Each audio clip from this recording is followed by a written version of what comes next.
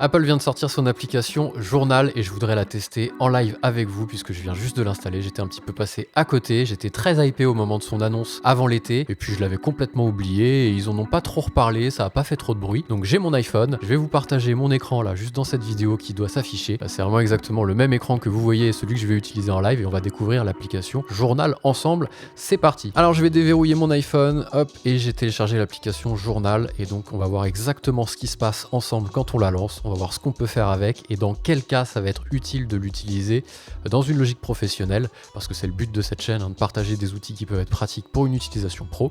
Donc je lance l'application Journal, donc là déjà hop, un petit reconnaissance faciale pour pouvoir m'authentifier. On verra qu'au niveau des réglages, on peut choisir de bloquer l'application Journal au bout d'une minute. Enfin, il y a pas mal de choses en termes de sécurité. Apple a vraiment misé sur la sécurité parce qu'on parle quand même de journal intime, ou de second brain. Donc c'est vraiment des choses qu'on va mettre à l'intérieur en théorie qui sont assez privées. Donc, la première chose qu'on voit, c'est qu'il nous dit qu'il faut commencer un journal. Donc là, on va pouvoir créer notre propre journal personnel en touchant le petit bouton plus. Donc je vais cliquer sur le petit bouton plus et là, qu'est-ce qu'il m'affiche ? Il m'affiche des recommandations par défaut. Je l'ai regardé un petit peu avant de faire cette review là en live avec vous. Ce qui me paraît intéressant, c'est le fait qu'il y ait un contexte. On va pouvoir attacher un contexte aux notes qu'on va prendre. C'est pas juste en fait une note ou un bloc-notes ou un journal papier ou un journal sur Google Doc ou sur Pages ou sur ce qu'on veut, peu importe, ou même une note sur l'application d'Apple. C'est pas juste ça où on va pouvoir juste écrire des choses. En fait, c'est qu'on va pouvoir attacher des notes, une histoire à un contexte de ce qu'il s'est passé sur notre journée.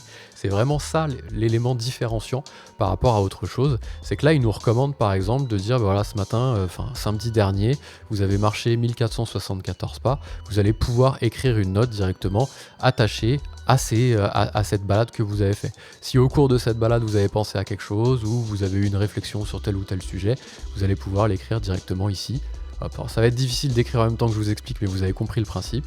Donc ça, la première chose qu'on voit, c'est la partie recommandations. Donc là, il m'a rien mis puisque j'ai rien validé, j'ai rien écrit. Donc en cliquant sur plus, c'est recommandations. Et ensuite, on va avoir une deuxième vue, c'est qu'on va pouvoir aller chercher du contexte, non pas recommandé, mais un contexte qui serait le plus récent. Par exemple, ce midi, j'ai fait un footing là, de 6,5 km, je vais pouvoir potentiellement attacher une petite note à ce footing. Si j'ai eu une idée révolutionnelle pendant que je courais, je vais pouvoir afficher ici un petit texte. Hop, je le mets en même temps, un petit... Alors vous avez compris, je fais des fautes parce que c'est pas facile avec le micro. Puis en plus, je sais pas si ça vous l'a fait, si vous êtes utilisateur, mais depuis la mise à jour, la correction orthographe, elle est nulle. Donc là, vous validez, ça vous crée une nouvelle entrée dans votre journal. Ce qui fait que vous allez agréger en fait une nouvelle entrée avec le texte qui sera en fait lié à, si vous rentrez dessus, à la course en plein air que vous avez fait de 6 km pendant 40 minutes le jeudi 21 décembre à 12h40. Voilà. Donc vous attachez du texte directement, vous pouvez modifier ou supprimer. Si on revient sur le petit bouton plus, on peut afficher du texte avec pas mal d'autres choses en plus. Donc on peut par exemple dire sur le podcast Road to 10 Million de Théo Lyon que j'écoute un petit peu chaque soir. Je vais me noter un peu les principales idées qui me paraissent intéressantes. Voilà, là on commence à mettre le doigt sur des choses intéressantes en tant que second brain puisque je vais pouvoir apporter du contexte, des notes sur quelque chose que j'ai écouté. Et ça c'est plutôt cool. Qu'est-ce qu'on a d'autre ici à l'intérieur ? Alors pour le moment il n'y a pas grand chose en termes d'applications tierces. Il y a beaucoup d'applications Apple, mais ce qu'il faut savoir c'est que le kit développeur est ouvert, c'est-à-dire que des applis tierces vont pouvoir ici rajouter leurs propres entrées. Donc si vous lisez par exemple un article sur l'application du Monde, vous allez pouvoir pour potentiellement prendre des notes sur l'article que vous avez lu ou écrire un journal sur ce genre de choses. MyFitnessPal si vous voulez prendre des notes, bon là c'est plutôt à titre particulier, mais voilà, ça peut être ça. Donc soit vous attachez ici là un podcast que vous avez écouté, là c'était dimanche, j'ai écouté le podcast avec Joe Wilfried Songa. Si je veux mettre des notes ici sur ce que j'ai écouté, je vais pouvoir le faire directement. On voit qu'on a des petites choses, je peux attacher ici, hop, il me met... Alors je peux rajouter des choses recommandées, je peux aller chercher des photos, je peux aller chercher une note vocale, je peux me mettre des petites choses en termes de navigation. J'ai pas encore tout testé, hein, c'est pas un test complet, c'est plutôt une review qu'on fait là, une prise en main, on va dire... un unboxing si c'était, pardon pour l'accent, si c'était du matériel. Voilà, c'est un petit peu ça. Alors on peut afficher ici, hop, et les taguer. Alors si j'y arrive, taguer ou pas taguer. Là je vois pas trop la différence de ce que ça fait. Si on a un petit tag à côté, qu'est-ce que ça nous fait le tag ? Est-ce qu'on peut faire des recherches sur le tag avec signet ? Voilà. Si on met des choses importantes, ok, je comprends en même temps que je le fais, c'est-à-dire que pour les notes importantes, je vais leur mettre un tag. Donc là, la note que j'ai prise sur le podcast de Wilfried Tsonga était importante, celle que j'ai prise sur mon footing était importante, ce qui fait que derrière, après, je vais avoir mon petit filtre ici où je vais vouloir réafficher des notes que je me suis pris uniquement avec le signet, ça va me faire un filtre. Ça me permet de faire une transition un peu toute faite avec l'onglet filtre. Je vais pouvoir filtrer donc sur les notes que je me suis mises en favori, mais aussi sur des notes en fonction du contexte sur lesquelles je les ai écrites. Donc là, je vais pouvoir dire sors-moi toutes les notes sur la partie musique et Apple Podcast ou toutes les notes sur la partie activité uniquement.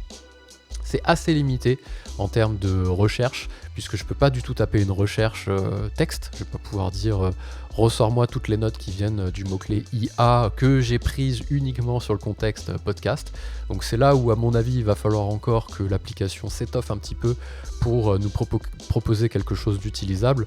En l'état, ma conclusion, parce que c'est vraiment une vidéo rapide de prise en main, ma conclusion, c'est que en l'état, c'est inutilisable. Enfin, pour moi, à part prendre des notes sur un journal intime, il n'y a pas d'éléments suffisamment différenciants. Je voulais l'utiliser en tant qu'outil de second brain, mais le fait qu'on puisse pas rechercher dessus, j'ai regardé si on pouvait, en retournant ici, reprendre des notes par exemple, et en retapant ici notes par exemple, il ne recherche pas sur l'application journal.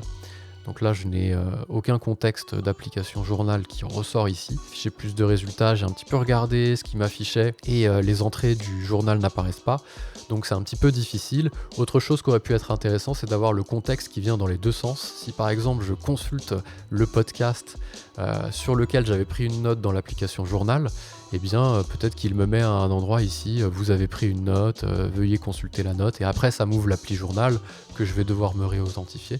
Donc c'est pour moi un peu les deux fonctionnalités qui manquent, qui auraient été pas mal d'avoir dans une V1, c'est la recherche, pour pouvoir faire une recherche texte, le mot-clé IA, et d'avoir une vue dans les deux sens. Si je suis dans l'application journal, j'ai la vue de toutes mes notes, bien entendu que j'ai prises ici. Et si à l'inverse, je vais sur l'application Form, si je l'ai ici, hop, ma petite application Form, où je vais retrouver un petit peu le résumé, donc là normalement mon footing que j'ai fait tout à l'heure, et bien en cliquant dessus, j'aurais bien aimé qu'ils me disent tu as associé une note à ce footing, que ça aille dans les deux sens, mais je pense que c'est assez clair. Voilà, donc pour le moment, en l'état, moi, c'est inutilisable, mais je trouve ça quand même assez encourageant qu'Apple continue de sortir des applications autour de la productivité. On avait vu Freeform qui était assez cool, que j'avais testé sur cette chaîne. Désormais, il y a l'application Journal. Vivement la V2 avec pas mal de choses en plus. J'espère que cette petite review vous a plu. Si c'est le cas, n'hésitez pas à mettre un petit like. Si vous avez des questions sur cette appli, posez-les-moi en commentaire. Sur cette chaîne, je partage le meilleur de la tech pour les entreprises, donc n'hésitez pas à vous abonner.